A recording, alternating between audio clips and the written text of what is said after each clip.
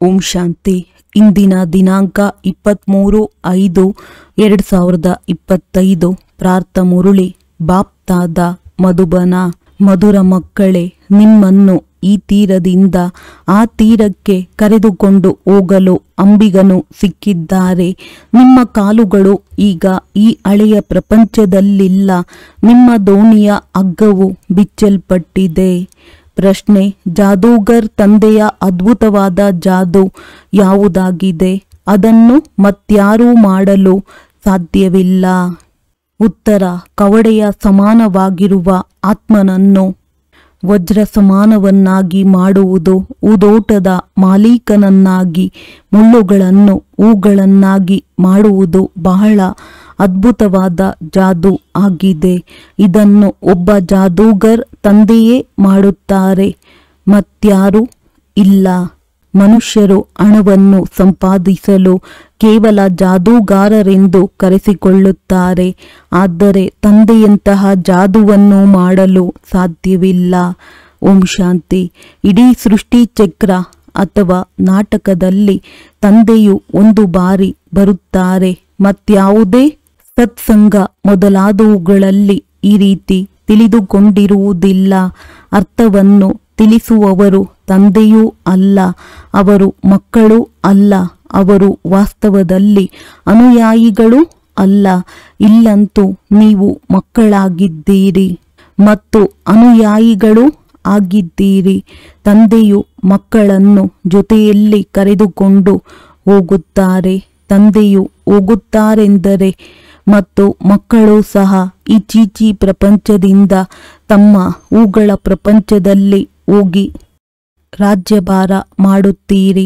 ಇದು ನೀವು ಮಕ್ಕಳ ಬುದ್ಧಿಯಲ್ಲಿ ಬರಬೇಕು. ಈ ಶರೀರದಲ್ಲಿ ವಾಸ ಮಾಡುವಂತಹ ಯಾವ ಆತ್ಮವಿದೆಯೋ ಅದು ಬಹಳ ಖುಷಿ ಪಡುತ್ತದೆ.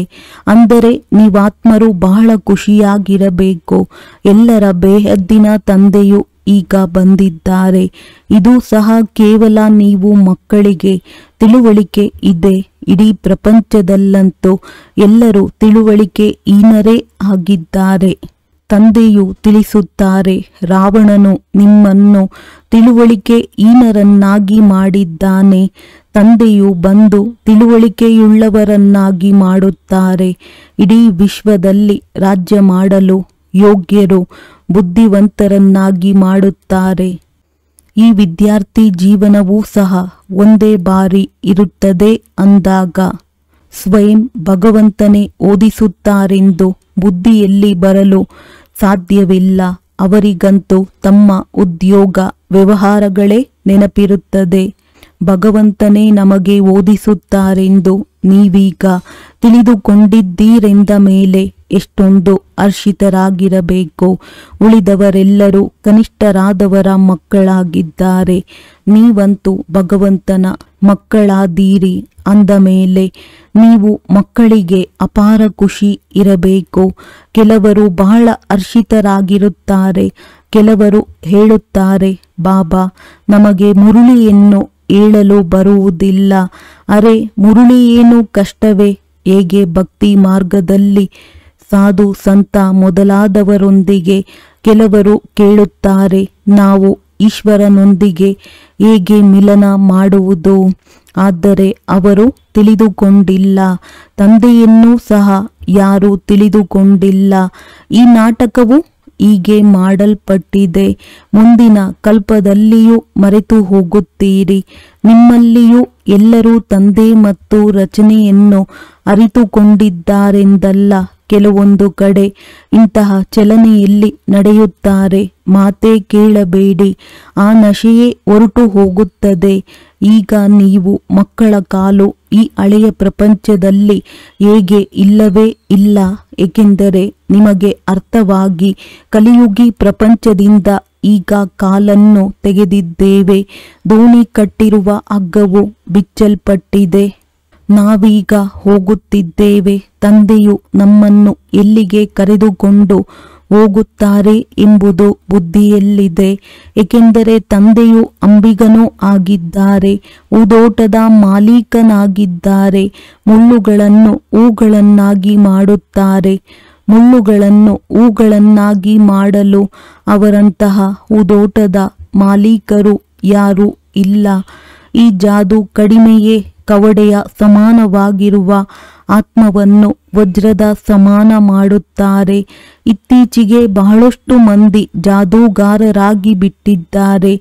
ಇದು ಮೋಸದ ಪ್ರಪಂಚವಾಗಿದೆ. ತಂದೆಯು ಸದ್ಗುರುವಾಗಿದ್ದಾರೆ. ಸದ್ಗುರು ಅಕಾಲ್ ಎಂದು ಹೇಳುತ್ತಾರೆ.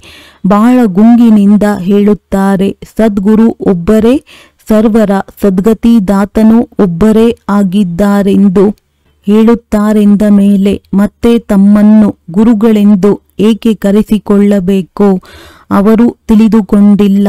ಮನುಷ್ಯರೂ ಸಹ ಏನೂ ತಿಳಿದುಕೊಂಡಿಲ್ಲ. ಈ ಹಳೆಯ ಪ್ರಪಂಚದಲ್ಲಿ ಇಟ್ಟಿರುವುದಾದರೂ ಏನು? ತಂದೆಯು ಹೊಸ ಮನೆಯನ್ನು ನಿರ್ಮಾಣ ಮಾಡುತ್ತಿದ್ದಾರೆ ಎಂದು ಮಕ್ಕಳಿಗೆ ಅರ್ಥವಾಗಿದೆ ಎಂದ ಮೇಲೆ ಹೊಸ ಮನೆಯೊಂದಿಗೆ ತಿರಸ್ಕಾರ, ಹಳೆಯ ಮನೆಯೊಂದಿಗೆ ಪ್ರೀತಿಯನ್ನಿಟ್ಟುಕೊಳ್ಳುವವರು ಯಾರಾದರುಂಟೆ? ಬುದ್ಧಿಯಲ್ಲಿ ಹೊಸ ಮನೆಯೇ ನೆನಪಿರುತ್ತದೆ. ನೀವು ಬೇಹದ್ದಿನ ತಂದೆಯ ಮಕ್ಕಳಾಗಿದ್ದೀರಿ ಅಂದಾಗ ನಿಮಗೆ ಸ್ಮೃತಿ ಇರಬೇಕು. ತಂದೆಯು ನಮಗಾಗಿ ಹೊಸ ಪ್ರಪಂಚವನ್ನು ಸ್ಥಾಪನೆ ಮಾಡುತ್ತಿದ್ದಾರೆ. ನಾವು ಆ ಹೊಸ ಪ್ರಪಂಚದಲ್ಲಿ ಹೋಗುತ್ತೇವೆ. ಅದಕ್ಕೆ ಅನೇಕ ಹೆಸರುಗಳಿವೆ. ಸತ್ಯಯುಗ, ಹೆವೆನ್, ಪ್ಯಾರಡೈಸ್, ವೈಕುಂಠ ಇತ್ಯಾದಿ. ನಿಮ್ಮ ಬುದ್ಧಿಯು ಈಗ ಹಳೆಯ ಪ್ರಪಂಚದಿಂದ ದೂರವಾಗಿದೆ. ಏಕೆಂದರೆ ಹಳೆಯ ಪ್ರಪಂಚದಲ್ಲಿ ದುಃಖವೇ ದುಃಖವಿದೆ. ಇದರ ಹೆಸರೇ ಆಗಿದೆ ಮುಳ್ಳುಗಳ ಪ್ರಪಂಚ, ರೌರವ ನರಕ, ಕಂಸಪುರಿ. ಇದರ ಅರ್ಥವನ್ನೂ ಸಹ ಯಾರೂ ತಿಳಿದುಕೊಂಡಿಲ್ಲ. ಕಲ್ಲು ಬುದ್ಧಿಯವರಾಗಿದ್ದಾರಲ್ಲವೇ? ಭಾರತದ ಸ್ಥಿತಿ ನೋಡಿ ಏನಾಗಿದೆ. ಈ ಸಮಯದಲ್ಲಿ ಎಲ್ಲರೂ ಕಲ್ಲು ಬುದ್ಧಿಯವರಾಗಿದ್ದಾರೆ. ಸತ್ಯಯುಗದಲ್ಲಿ ಯಥಾ ರಾಜ ರಾಣಿ ತಥಾ ಪ್ರಜಾ, ಎಲ್ಲರೂ ಪಾರಸ ಬುದ್ಧಿಯವರಾಗಿರುತ್ತಾರೆ. ಇಲ್ಲಿ ಪ್ರಜೆಗಳ ಮೇಲೆ ಪ್ರಜೆಗಳ ರಾಜ್ಯವಾಗಿದೆ. ಆದ್ದರಿಂದ ಎಲ್ಲರ ಸ್ಟ್ಯಾಂಪುಗಳನ್ನು ಮಾಡುತ್ತಿರುತ್ತಾರೆ. ನೀವು ಮಕ್ಕಳ ಬುದ್ಧಿಯಲ್ಲಿ ಇದು ನೆನಪಿರಬೇಕು. ಶ್ರೇಷ್ಠಾತಿ ಶ್ರೇಷ್ಠ ತಂದೆಯಾಗಿದ್ದಾರೆ. ಮತ್ತು ಎರಡನೆಯದಾಗಿ ಶ್ರೇಷ್ಠರೆಂದರೆ ಬ್ರಹ್ಮ, ವಿಷ್ಣು, ಶಂಕರನದ್ದು ಯಾವುದೇ ದೊಡ್ಡತನವಿಲ್ಲ. ಶಂಕರನಿಗೆ ಉಡುಪನ್ನು ಹೇಗೆ ಮಾಡಿಬಿಟ್ಟಿದ್ದಾರೆ. ಶಂಕರನು ಭಂಗಿ ಸೇದುತ್ತಿದ್ದನು, ದತ್ತೂರಿಯನ್ನು ತಿನ್ನುತ್ತಿದ್ದನು ಎಂದು ಹೇಳುತ್ತಾರೆ. ಅಂದ ಮೇಲೆ ಇದು ನಿಂದನೆಯಾಗಿದೆಯಲ್ಲವೇ? ಇಂತಹ ಮಾತುಗಳೇ ಇರುವುದಿಲ್ಲ. ಇವರು ತಮ್ಮ ಧರ್ಮವನ್ನೇ ಮರೆತಿದ್ದಾರೆ. ತಮ್ಮ ದೇವತೆಗಳಿಗೂ ಸಹ ಏನೇನನ್ನು ಹೇಳಿಬಿಡುತ್ತಾರೆ. ಎಷ್ಟೊಂದು ಅಗೌರವ ಮಾಡುತ್ತಾರೆ. ಆದ್ದರಿಂದಲೇ ತಂದೆಯು ತಿಳಿಸುತ್ತಾರೆ, ನನಗೂ ಅಗೌರವ, ಶಂಕರನಿಗೂ ಮತ್ತು ಬ್ರಹ್ಮನಿಗೂ ಅಗೌರವ ಮಾಡಿದ್ದೀರಿ. ವಿಷ್ಣುವಿಗೆ ಈ ರೀತಿ ಮಾಡುವುದಿಲ್ಲ. ವಾಸ್ತವದಲ್ಲಿ ಗುಪ್ತವಾಗಿ ವಿಷ್ಣುವಿಗೂ ಮಾಡುತ್ತಾರೆ. ಏಕೆಂದರೆ ವಿಷ್ಣುವೇ ರಾಧಾಕೃಷ್ಣರಾಗಿದ್ದಾರೆ. ಕೃಷ್ಣನು ಚಿಕ್ಕ ಮಗು ಅಂದ ಮೇಲೆ ಮಹಾತ್ಮರಿಗಿಂತಲೂ ಶ್ರೇಷ್ಠರೆಂದು ಗಾಯನ ಮಾಡುತ್ತಾರೆ. ಈ ಬ್ರಹ್ಮರವರಂತೂ ಕೊನೆಯಲ್ಲಿ ಸನ್ಯಾಸ ಮಾಡುತ್ತಾರೆ. ಆದರೆ ಕೃಷ್ಣನು ಚಿಕ್ಕ ಮಗು, ಸಂಪೂರ್ಣ ಪವಿತ್ರನಾಗಿರುತ್ತಾನೆ. ಪಾಪವೆಂದರೇನು ತಿಳಿದಿರುವುದೇ ಇಲ್ಲ ಅಂದಾಗ ಸರ್ವಶ್ರೇಷ್ಠ ಶಿವ ತಂದೆಯಾಗಿದ್ದಾರೆ. ಆದರೂ ಸಹ ಪ್ರಜಾಪಿತ ಬ್ರಹ್ಮನು ಎಲ್ಲಿರಬೇಕು ಎಂಬುದು ಪಾಪ ಮನುಷ್ಯರು ತಿಳಿದೇ ಇಲ್ಲ.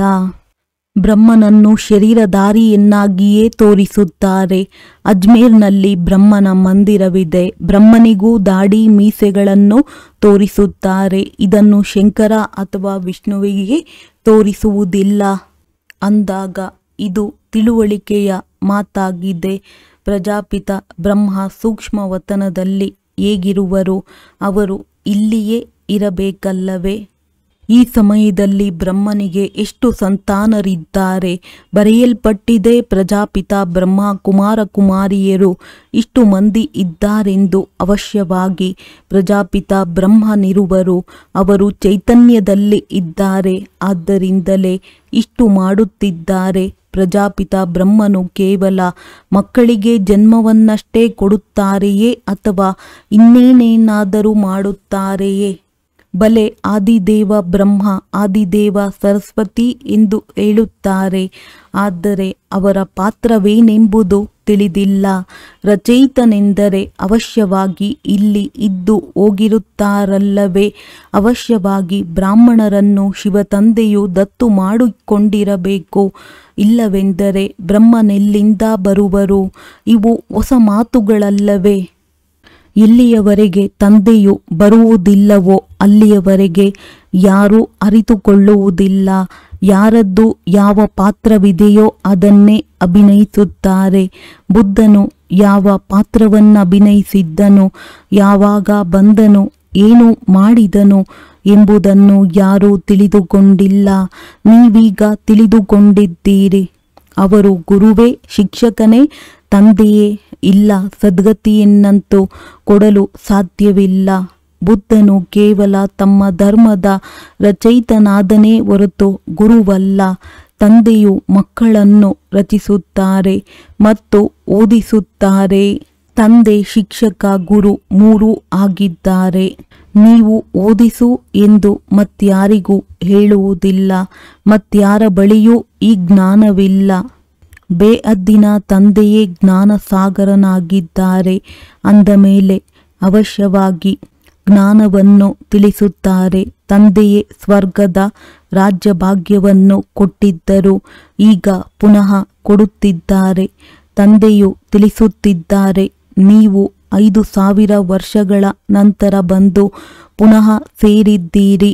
ಯಾರನ್ನು ಇಡೀ ಪ್ರಪಂಚವು ಹುಡುಕುತ್ತಿದೆಯೋ ಅವರೀಗ ನಮಗೆ ಸಿಕ್ಕಿಬಿಟ್ಟರೆಂದು. ಮಕ್ಕಳಿಗೆ ಆಂತರಿಕ ಖುಷಿ ಇದೆ. ತಂದೆಯು ತಿಳಿಸುತ್ತಿದ್ದಾರೆ, ನೀವು 5000 ವರ್ಷಗಳ ನಂತರ ಬಂದು ಪುನಃ ಬಂದು ಮಿಲನ ಮಾಡುತ್ತೀರಿ. ಅದಕ್ಕೆ ಮಕ್ಕಳು ಹೇಳುತ್ತಾರೆ, ಹೌದು ಬಾಬಾ, ತಮ್ಮನ್ನು ಅನೇಕ ಬಾರಿ ಮಿಲನ ಮಾಡಿದ್ದೇವೆ. ಬಲೆ, ಯಾರೆಷ್ಟಾದರೂ ನಿಮಗೆ ಹೊಡೆಯಲಿ ಬಡಿಯಲಿ, ಆದರೆ ಒಳಗೆ ಆ ಖುಷಿ ಇದೆಯಲ್ಲವೇ? ಶಿವತಂದೆಯನ್ನು ಮಿಲನ ಮಾಡಿರುವ ನೆನಪಿದೆಯಲ್ಲವೇ? ನೆನಪಿನಿಂದಲೇ ಎಷ್ಟೊಂದು ಪಾಪಗಳು ಭಸ್ಮವಾಗುತ್ತವೆ. ಅಬಲೆಯರು ಬಂಧನದಲ್ಲಿರುವವರ ಪಾಪಗಳು ಇನ್ನೂ ಹೆಚ್ಚಿನದಾಗಿ ಭಸ್ಮವಾಗುತ್ತವೆ. ಏಕೆಂದರೆ ಅವರು ಶಿವತಂದೆಯನ್ನು ಹೆಚ್ಚು ನೆನಪು ಮಾಡುತ್ತಾರೆ. ಅತ್ಯಾಚಾರಗಳಾದಾಗ ಬುದ್ಧಿಯು ಶಿವತಂದೆಯ ಕಡೆ ಹೊರಟು ಹೋಗುತ್ತದೆ. ಶಿವಬಾಬಾ ನಮ್ಮನ್ನು ರಕ್ಷಿಸಿ ಅಂದಾಗ ನೆನಪು ಮಾಡುವುದು ಒಳ್ಳೆಯದಲ್ಲವೇ? ಇಂತಹ ದುಃಖದಲ್ಲಂತೂ ಬಲಿಯಾರಿಯಾಗಿ ಬಿಡಬೇಕು. ಪೆಟ್ಟು ಬಿದ್ದಾಗ ನೆನಪು ಮಾಡುತ್ತಾರೆ. ಗಂಗಾ ಜಲವು ಬಾಯಲ್ಲಿರಲಿ, ಗಂಗಾ ನದಿಯ ತೀರದಲ್ಲಿರಲಿ, ಆಗ ಪ್ರಾಣವು ಶರೀರದಿಂದ ಹೊರಟು ಹೋಗಲೆಂದು ಹೇಳುತ್ತಾರೆ. ನಿಮಗೆ ಯಾವಾಗ ಪೆಟ್ಟು ಬೀಳುತ್ತದೆಯೋ ಆಗ ಬುದ್ಧಿಯಲ್ಲಿ ತಂದೆ ಮತ್ತು ಆಸ್ತಿಯ ನೆನಪಿರುವುದು. ಬಾಬಾ ಎಂದು ಹೇಳಿದಾಗ ಅವಶ್ಯವಾಗಿ ಆಸ್ತಿಯು ನೆನಪಿಗೆ ಬರುವುದು. ಬಾಬಾ ಎಂದು ಹೇಳಿದಾಗ ಆಸ್ತಿಯು ನೆನಪಿಗೆ ಬರದೇ ಇರುವಂಥವರು ಯಾರೂ ಇಲ್ಲ. ತಂದೆಯ ಜೊತೆ ಅವಶ್ಯವಾಗಿ ಆಸ್ತಿಯ ನೆನಪು ಬರುವುದು. ನಿಮಗೂ ಸಹ ಶಿವತಂದೆಯ ಜೊತೆ ಆಸ್ತಿಯ ನೆನಪು ಬರುವುದು. ಅವರಂತೂ ವಿಕಾರಕ್ಕಾಗಿ ಪೆಟ್ಟನ್ನು ಕೊಟ್ಟು ಶಿವತಂದೆಯ ನೆನಪನ್ನು ತರಿಸುತ್ತಾರೆ. ನೀವು ತಂದೆಯಿಂದ ಆಸ್ತಿಯನ್ನು ಪಡೆಯುತ್ತೀರಿ. ಪಾಪಗಳು ತುಂಡಾಗುತ್ತವೆ. ಇದು ಸಹ ನಾಟಕದಲ್ಲಿ ನಿಮಗಾಗಿ ಗುಪ್ತ ಕಲ್ಯಾಣವಿದೆ. ಹೇಗೆ ಯುದ್ಧವು ಕಲ್ಯಾಣಕಾರಿಯಾಗಿದೆ ಎಂದು ಹೇಳಲಾಗುತ್ತದೆ ಅಂದಾಗ ಈ ಏಟುಗಳು ಸಹ ಒಳ್ಳೆಯದಲ್ಲವೇ? ಇತ್ತೀಚೆಗೆ ಮಕ್ಕಳ ಪ್ರದರ್ಶನಿ ಮೇಳಗಳ ಸೇವೆಯು ಬಹಳ ತೀವ್ರವಾಗಿದೆ. ನವನಿರ್ಮಾಣ ಪ್ರದರ್ಶನಿಯ ಜೊತೆಗೆ ಗೇಟ್ವೇ ಟು ಹೆವೆನ್ ಎಂದು ಬರೆಯಿರಿ.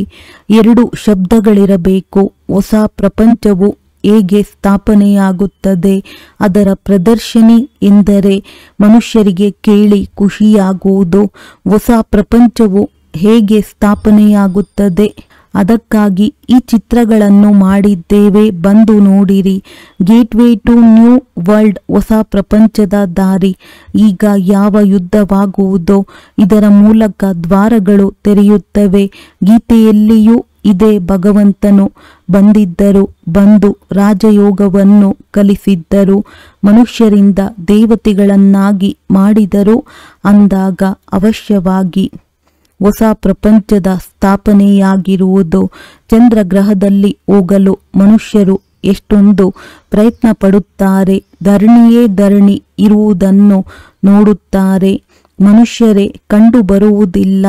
ಇಷ್ಟನ್ನೇ ತಿಳಿಸುತ್ತಾರೆ. ಇದರಿಂದೇನು ಲಾಭ? ನೀವೀಗ ಸತ್ಯವಾಗಿ ಶಾಂತಿಯಲ್ಲಿ ಹೋಗುತ್ತೀರಲ್ಲವೇ? ಅಶರೀರಿಯಾಗುತ್ತೀರಿ. ಅದು ಶಾಂತಿಧಾಮವಾಗಿದೆ. ನೀವು ಮೃತ್ಯುವನ್ನು ಬಯಸುತ್ತೀರಿ, ಶರೀರವನ್ನು ಬಿಟ್ಟು ಹೋಗಲು ಇಚ್ಛಿಸುತ್ತೀರಿ. ತಂದೆಯನ್ನೂ ಸಹ ಮೃತ್ಯುವಿಗಾಗಿಯೇ ಕರೆಯುತ್ತೀರಿ.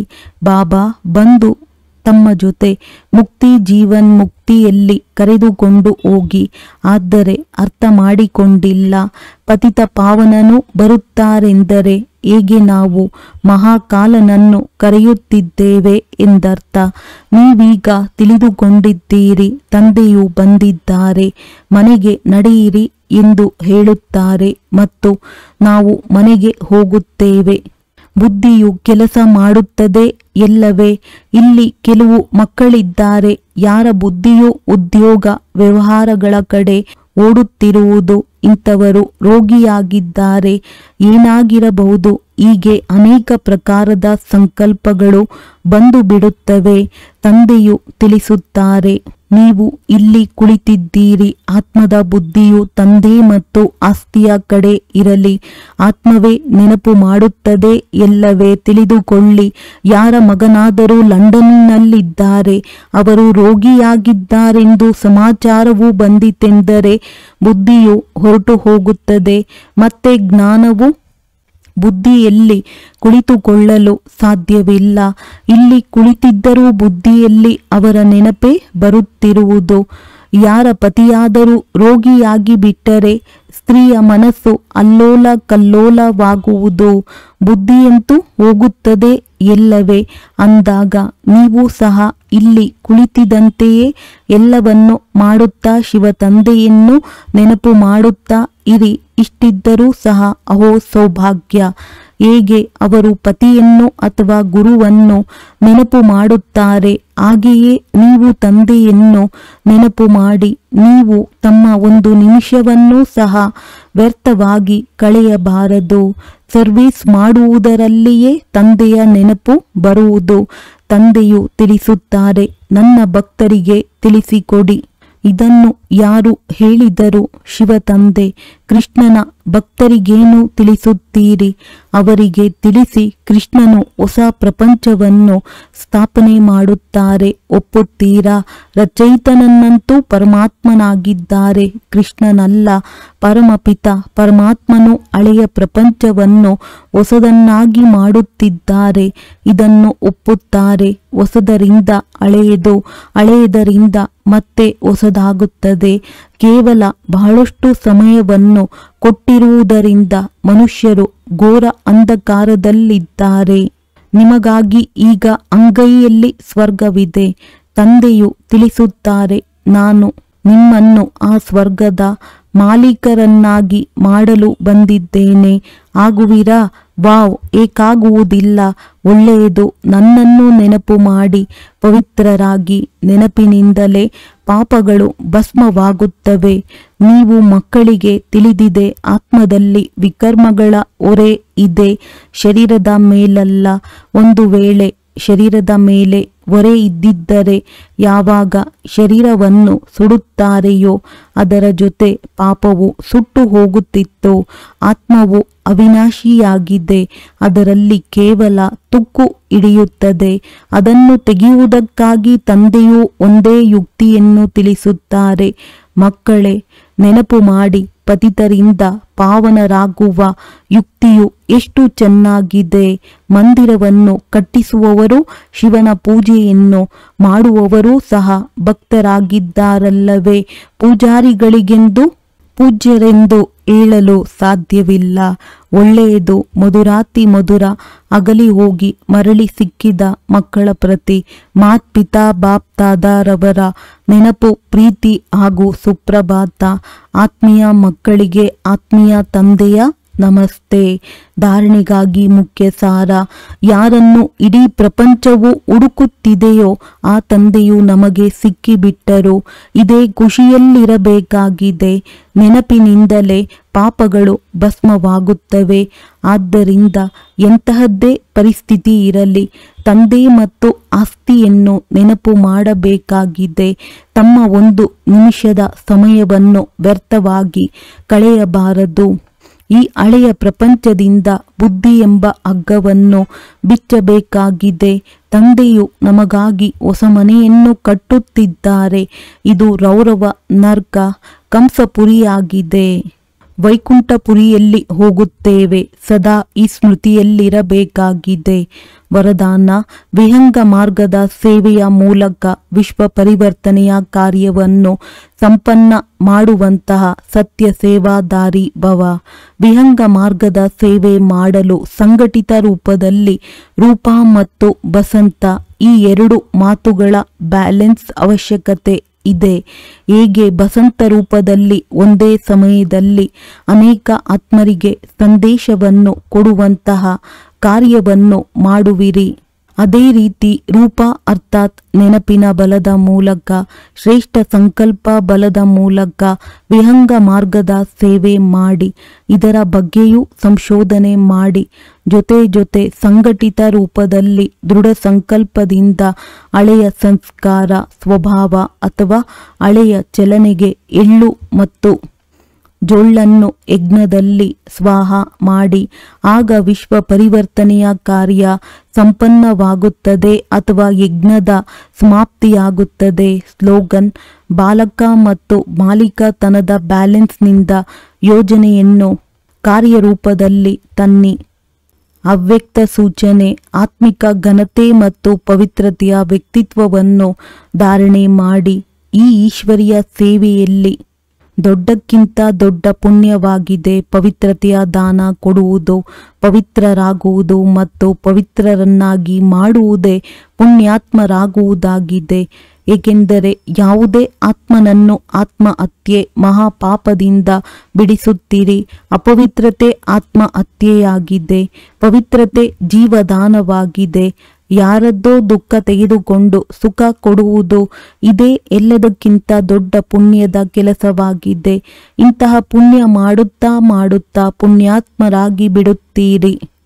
ಒಳ್ಳೆಯದು. ಓಂ ಶಾಂತಿ.